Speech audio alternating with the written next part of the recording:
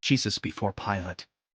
Then they brought Jesus from Caiaphas into the praetorium, and it was early, and they themselves did not enter the praetorium, so that they would not be defiled, but might eat the Passover. Therefore Pilate came out to them and said, "What accusation are you bringing against this man?" They answered and said to him, "If this man were not a criminal, we would not have handed him over to you." So Pilate said to them, "Take him yourselves, and judge him according to your law." The Jews said to him, "We are not permitted to put anyone to death." This happened so that the word of Jesus which he said, indicating what kind of death he was going to die, would be fulfilled. Therefore Pilate entered the praetorium again, and summoned Jesus and said to him, "You are the king of the Jews?" Jesus answered, "Are you saying this on your own, or did others tell you about me?"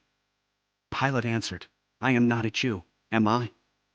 Your own nation and the chief priests handed you over to me. What have you done?" Jesus answered, "My kingdom is not of this world. If my kingdom were of this world, my servants would be fighting so that I would not be handed over to the Jews, but as it is, my kingdom is not of this realm." Therefore Pilate said to him, "So you are a king?" Jesus answered, "You say correctly that I am a king. For this purpose I have been born, and for this I have come into the world, to testify to the truth. Everyone who is of the truth listens to my voice." Pilate said to him, "What is truth?" And after saying this, he came out again to the Jews and said to them, "I find no grounds at all for charges in his case. However, you have a custom that I release one prisoner for you at the Passover. Therefore do you wish that I release for you the king of the Jews?" So they shouted again, saying, "Not this man, but Barabbas." Now Barabbas was a rebel. The crown of thorns. So Pilate then took Jesus and had him flogged. And the soldiers twisted together a crown of thorns and placed it on his head, and put a purple cloak on him, and they repeatedly came up to him and said, "Hail, King of the Jews," and slapped him in the face again and again. And then Pilate came out again and said to them, "See, I am bringing him out to you so that you will know that I find no grounds at all for charges in his case." Jesus then came out, wearing the crown of thorns and the purple robe. And Pilate said to them, "Behold, the man."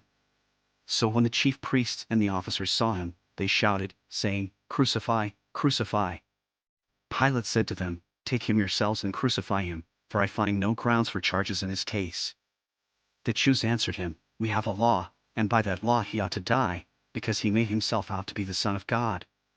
Therefore when Pilate heard this statement, he was even more afraid, and he entered the praetorium again and said to Jesus, "Where are you from?" But Jesus gave him no answer.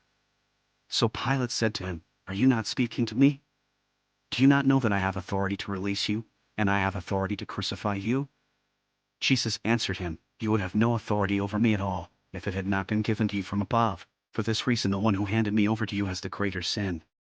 As a result of this, Pilate made efforts to release him, but the Jews shouted, saying, "If you release this man, you are not a friend of Caesar. Everyone who makes himself out to be a king opposes Caesar." Therefore when Pilate heard these words, he brought Jesus out, and sat down on the judgment seat at a place called the Pavement, but in Hebrew, Gabbatha. Now it was the day of preparation for the Passover. It was about the 6th hour. And he said to the Jews, "Look, your king." So they shouted, away with him, crucify him." Pilate said to them, "Shall I crucify your king?" The chief priests answered, "We have no king except Caesar." The Crucifixion. So he then handed him over to them to be crucified. They took Jesus, therefore, and he went out, carrying his own cross, to the place called the place of a skull, which in Hebrew is called Golgotha. There they crucified him, and with him 2 other men, one on either side, and Jesus in between. Now Pilate also wrote an inscription and put it on the cross. It was written, "Jesus the Nazarene, the King of the Jews." Therefore many of the Jews read this inscription, because the place where Jesus was crucified was near the city, and it was written in Hebrew, Latin, and in Greek. So the chief priests of the Jews were saying to Pilate, "Do not write, the King of the Jews, rather, write that he said, I am King of the Jews." Pilate answered, "What I have written, I have written." Then the soldiers, when they had crucified Jesus, took his outer garments and made 4 parts, a part to each soldier, and the tunic also, but the tunic was seamless, woven in one piece. So they said to one another, "Let's not tear it, but cast lots for it, to decide whose it shall be." This happened so that the scripture would be fulfilled, "They divided my garments among themselves, and they cast lots for my clothing." Therefore the soldiers did these things. Now beside the cross of Jesus stood his mother's sister, Mary the wife of Clopas, and Mary Magdalene. So when Jesus saw his mother, and the disciple whom he loved standing nearby, he said to his mother, "Woman, behold, your son." Then he said to the disciple, "Behold, your mother." And from that hour the disciple took her into his own household. After this, Jesus, knowing that all things had already been accomplished, in order that the scripture would be fulfilled, said, "I am thirsty." A jar full of sour wine was standing there, so they put a sponge full of the sour wine on a branch of hyssop and brought it up to his mouth. Therefore when Jesus had received the sour wine, he said, "It is finished."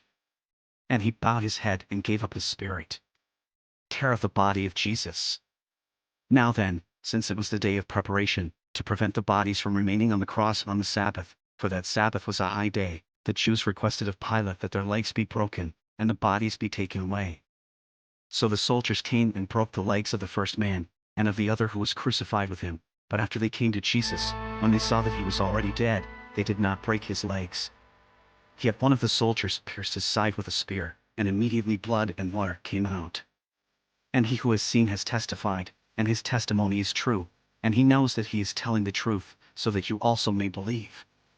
For these things took place so that the scripture would be fulfilled, not a bone of him shall be broken.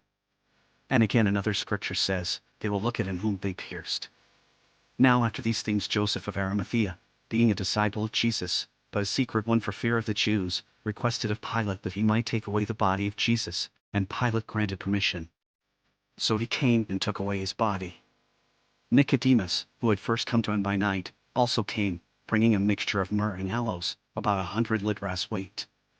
So they took the body of Jesus and bound it in linen wrappings with the spices, as is the burial custom of the Jews.